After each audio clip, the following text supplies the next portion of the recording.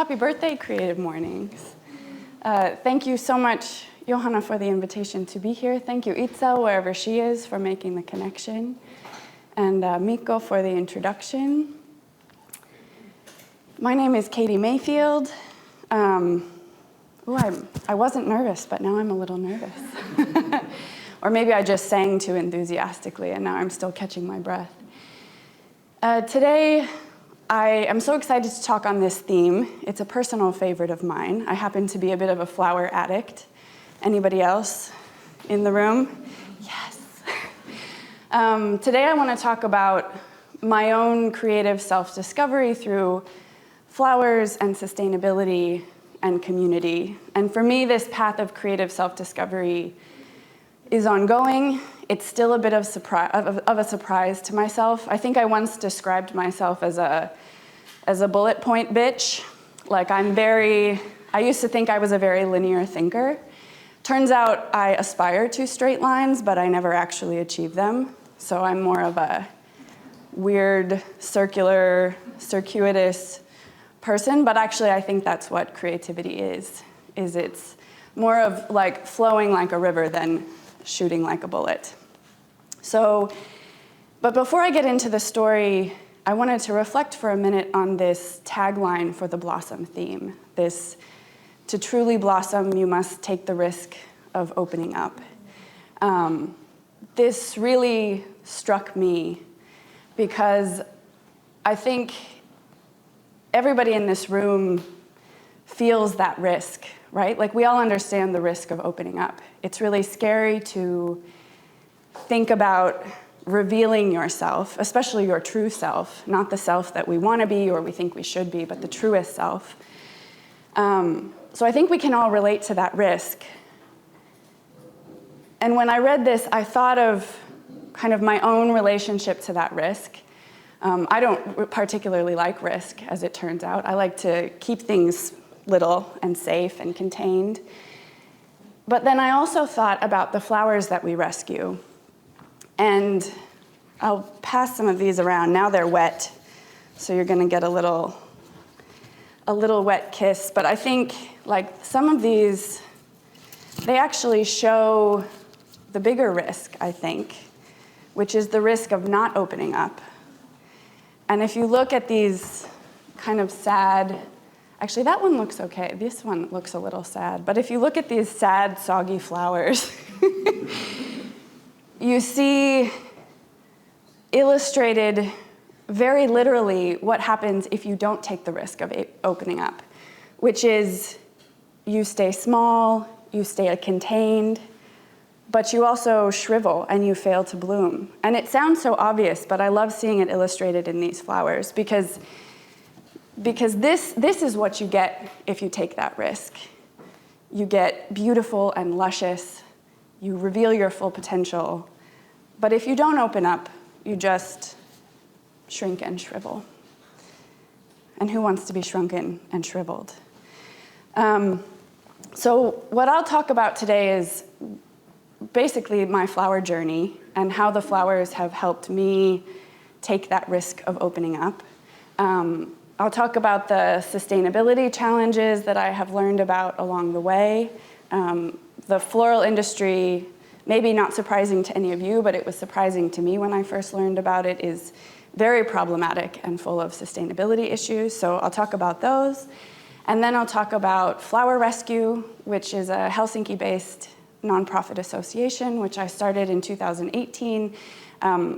My sort of desperate creative response to do something about all of these sustainability problems. So my flower journey started in 2007. I loved flowers always. And you may be thinking, Kati, this is not a flower, this is a cactus. But this picture sort of exemplifies where I was in 2007. I was studying abroad in Argentina. I was so excited. I was studying Spanish and Latin American culture in my bachelor's degree, and I was so excited to get the opportunity to do an exchange in Argentina. I was living my best life. I was studying very little, actually. I was kissing a lot of cacti and drinking a lot of Malbec, but really living my best blooming life. And I came back from that exchange really excited to continue my studies. I went back to the US, which is where I'm originally from. But then a few weeks after I got back, everything changed. I lost the man that I loved. He got very, very suddenly very sick and passed away within a couple of weeks. And as all of you know who have lost a dear one before, it really sucks the color out of everything, doesn't it? So this, hashtag best life that I was living, like I really shrank. Everything faded. I felt a lot of emotions at that time, but really only the bad ones. I went back and forth between numb and anguish and anger, these feelings of grief. And I really thought, okay, this is it. Like now I'm just sad, and that's how it's going to be. This was my first real big experience of loss, and so I had never known what it was to come out of that before. But then a few weeks after, maybe 3 weeks after, my doorbell rang one day, and I opened the door, and on my porch was a beautiful little basket of flowers. I don't have a picture of that actual basket, so I borrowed this one from Canva. I should note, by the way, that all the pictures are mine unless they say otherwise. I think it's important to give credit where credit is due. But this little basket was sitting there on my porch with a note from a friend who lived far away, who sent her condolences and her love. And what I felt in that moment, seeing these flowers and reading her card, was powerful. I felt a jolt of really different feelings than the ones I'd been feeling in the last week. I felt gratitude, I felt love, and I felt joy, like right here in the center of my chest, this big boom of joy.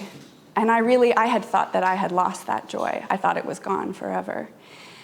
And so it was in that moment that the flower addiction really started, that I was like, I need to be around flowers, I need more of this feeling, and I want to share this feeling with other people. So I went knocking on a lot of doors in my college town to the florists to ask for a job. I said, I want to work with flowers, I'll do anything, I'll sweep your floors, I'll clean your bathrooms, I'll drive your flowers around, I just want to be around the flowers. And I found this wonderful woman. Her flower shop was interestingly called the European Flower Shop. And she said, I'll teach you what I know. So I went to work for her for a year and a half. I loved the flowers, but I kind of hated the work, as it turns out. I thought at that time that I just wasn't creative enough to be a florist. I know there's a few florists in the room.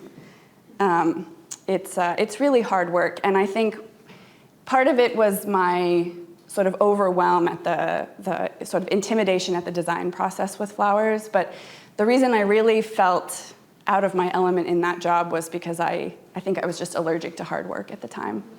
Again, I liked playing and partying because I was 20. So I decided, okay, I'm really not cut out to be a florist. I'll go do other things. I went to work for a number of... You look very nice holding those. Are you happy holding them, or do you want them back here? I'm happy. I just put a picture of myself. Good. You can pass them around and get your portraits. So I went to work in other fields, mostly small NGOs in the US and in Latin America, working on sustainability and agriculture and social justice and community development. But I always had this idea in the back of my mind that maybe someday I could return to flowers. I wasn't sure how, and I wasn't sure when. But then in 2011, I read this incredible book called Flower Confidential. I think it was written in 2007 or 2008 by a journalist named Amy Stewart, who basically deep dove into the big supply chain serving the North American market and looked at every piece of that supply chain, from breeding to cultivation to packaging, distribution, wholesale, retail. And she talked about how it worked and basically revealed this this bad side or this dark side of the floral industry.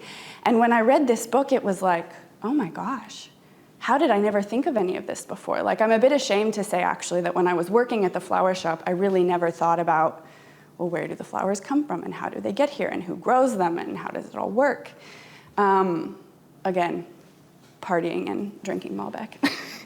But since I had been in my other work starting to get interested in these themes of justice and sustainability and community, when I read this book, I realized, oh, all of this is also at play in the flower industry. There are incredible challenges to create a better flower industry, a less problematic industry, an industry that could be ethical and environmentally friendly.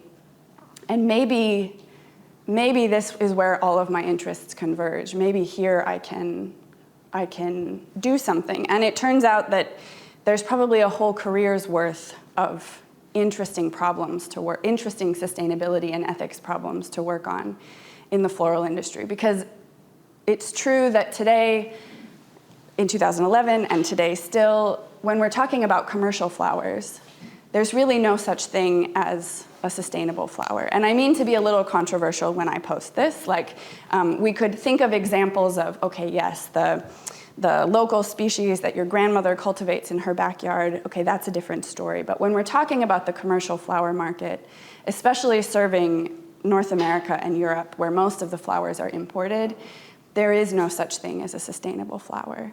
And if you think of the supply chain problems that plague other industries that we know about, whether it's electronics or food, all of these global commodities have a lot of the same sustainability challenges.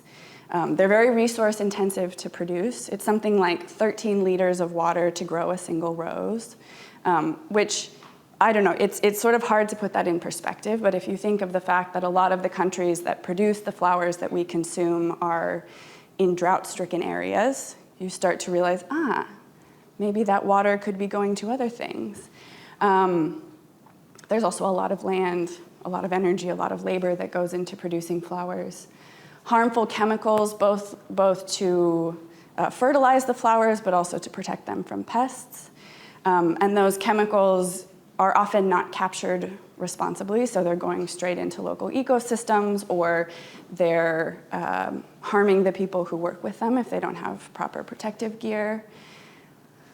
That is one of many unfair labor practices that persists in the floral industry. And again, I'm not going through here saying like every single flower producer everywhere in the world is doing it wrong.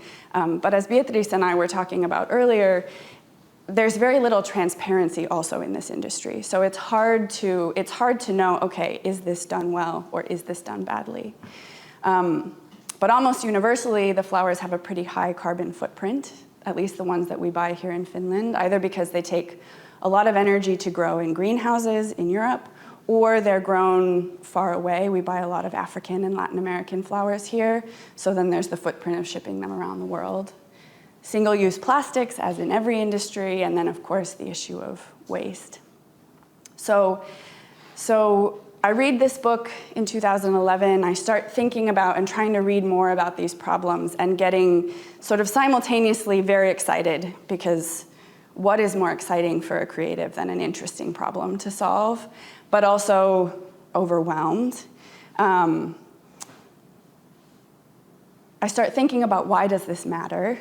Here in Finland, it matters because nearly all the flowers we buy are imported. Flower imports, and so you can also assume flower consumption has nearly quadrupled here in the past 20 years. And that's not a trend that is decreasing.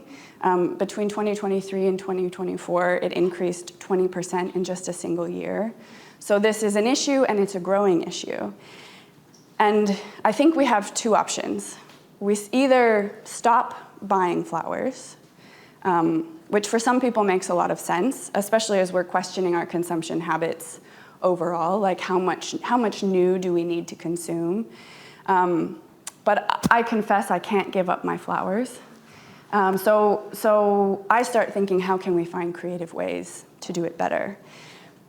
So then my flower journey continues. In 2016, I moved to Finland to study at Aalto. I applied to the Entrepreneurship and Innovation Management program, which was certainly not focused on flowers, but was a very flexible degree program where I could kind of put together a program to pursue my own interests. So I read a lot about the flower supply chain.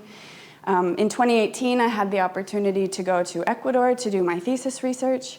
I was meeting and interviewing very, very, very small-scale flower producers and studying this interesting entrepreneurial question of how does a tiny producer compete in a huge global market.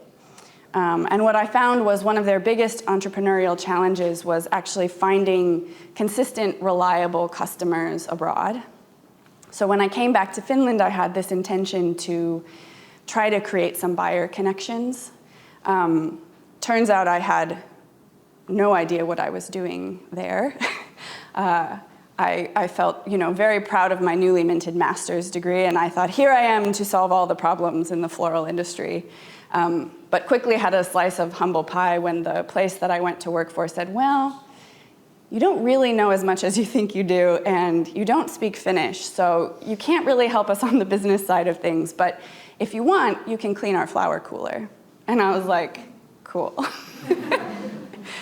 I just want to be around the flowers, I need the job. So what I was doing basically at the flower wholesaler was bringing in their new stock, a few thousand flowers every week that were coming in, and getting rid of the old stock. So taking what was no longer sellable and throwing it away. And I had thought about this flower waste issue before that job. I had seen it on the farms, but it really became stark when I was working at the flower wholesaler and, getting rid of a lot of these beautiful flowers. So I started to do some research into this flower waste issue, and it turns out that up to 40% of what gets grown will get thrown away before it reaches consumers. Again, this is not a universal statistic. It's actually a very hard one also to pin down, but it's one you see commonly cited. I feel comfortable with this because I think it makes sense that something like 30 to 50% will get thrown away across the whole supply chain. So again, this doesn't mean that your local flower shop in Helsinki is getting rid of 40% of their stock. But it means that if the flowers don't meet basic quality standards on the farm, they'll get pitched. If they get damaged or too hot or too old in transit, they'll get thrown away. At the wholesale or retail level, if they sit out for too long, they get thrown away. So all across the supply chain, there's a lot of flowers going to waste. And if you think about all of the human and environmental cost of those flowers, it starts to feel really, really icky to think about throwing this much away. So I started to think, well, what could we do with these flowers? And I had a few ideas, but the most interesting idea I had seen was one that I saw in the US. There was a really inspiring organization called the Bloom Project that had this model where they would take surplus flowers from the industry, clean them up, and donate them on to good causes. And so we started doing that. In 2018, we did the first FlowerRescue after Christmas. There's always a lot of surplus after Christmas. I think 15 of us came to the wholesaler. We cleaned like 6,000 flowers that night, and then we took them the next day to a care home in Vantaa. And it was a big mess, but also a big hit. So we loved cleaning the flowers. The residents in this care home loved receiving them. The nurses set up this like this two-sided, they called it like the flower shop, and they wheeled everybody through in their wheelchairs so people could sort of pick what they wanted in their bouquets. And it was just gorgeous, and it was so fun. And so for a few months, we did that same thing after the big holidays, so after Christmas, after Valentine's Day, after Mother's Day. But then we realized that, hey, this is something worth doing, and this is a problem that exists all year round. So we started meeting weekly to rescue the flowers. And then in 2020, we became a formal association. And so our vision at FlowerRescue is to ensure that no flower goes to waste before bringing joy to somebody. We always say that we would really like to work ourselves out of a job. We'd like to work for a day when there is no more flower waste. But until then, let's put them to good use. And we have this two-part mission at FlowerRescue. So there's the environmental sustainability side, which is to address or do something about the flower waste issue, but also to create conversation around it, because not a lot of people are thinking about it these days, so we want to get people talking about waste and other sustainability issues in the floral industry. We do a lot of, I call this our evangelizing, right? Getting to talk to all of you. But then we want to make good things happen with the flower waste that does occur. So the second part of our mission is to connect people through the beauty and joy of flowers. And our philosophy is basically to try to get these flowers to people who might otherwise not get to enjoy them. We all know that flowers are very expensive in Helsinki, and there's a lot of people who, because of financial means or physical or social means, aren't able to access those flowers. So we're always donating the flowers, we're never selling them. And our basic model these days is from the wholesaler where we started or from other wholesalers, flower shops, events. We collect and aggregate these waste or surplus flowers. We rescue them. Did I skip a slide? I did. What is a rescue flower? So when we're rescuing the flowers, we're basically sorting through what we aggregate. We're throwing away or trying to, as much as we can, compost what is really not salvageable. So the flower on the left, if they've in bud gone kind of slimy, old, gross, if they haven't opened, we can't usually donate those. If they're broken, if they're moldy, if they're really, really old. But those that we think can be cleaned up and last a couple of days, long enough to bring joy to somebody. So like the middle one and the one on the right, we'll clean and trim and prep those so that they can last a couple of days. So for us, that's the flower rescuing.